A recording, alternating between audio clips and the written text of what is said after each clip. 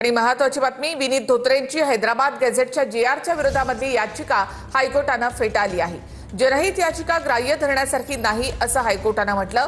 शासन निर्णयाने schedule caste मधील कुणीही बाधित झालेलं नाही असं महाधिवक्त्यांनी युक्तिवाद करताना म्हटलं। जनहित याचिकेच्या माध्यमातून प्रत्येक गोष्टीला आव्हान दिलं जाऊ शकत नाही असं कोर्टानं म्हटलंय।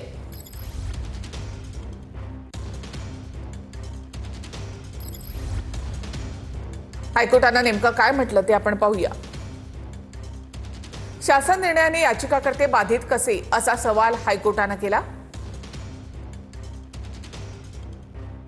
जनहित याचिका ग्राह्य धरण्यास पात्र नाही असं हायकोर्टानं म्हटलेलं आहे। शासन निर्णयाने शेड्यूल कास्ट मधील कुणीही बाधित झालेलं नाही असं महाधिवक्त्यांनी म्हटलं। जनहित याचिकेच्या माध्यमातून प्रत्येक गोष्टीला आव्हान दिलं जाऊ शकत नाही असं हायकोर्टानं म्हटलं आहे। शेवटी मी मागच सांगितलं होतं, न्यायदेवता ही न्यायदेवता आहे।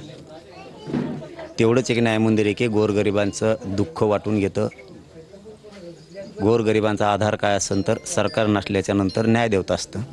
त्या न्यायदेवतेने मी काय आणखीन काय बघितली नाही ऑर्डर ती कशी आहे काय, परंतु आपल्या माध्यमातून कळतं आहे न्यायदेवता मराठ्यांच्या गोरगरिबांच्या लेकरांशी 100% न्याय करणार ही आम्हाला अपेक्षा आहे आणि ते होत राहतं।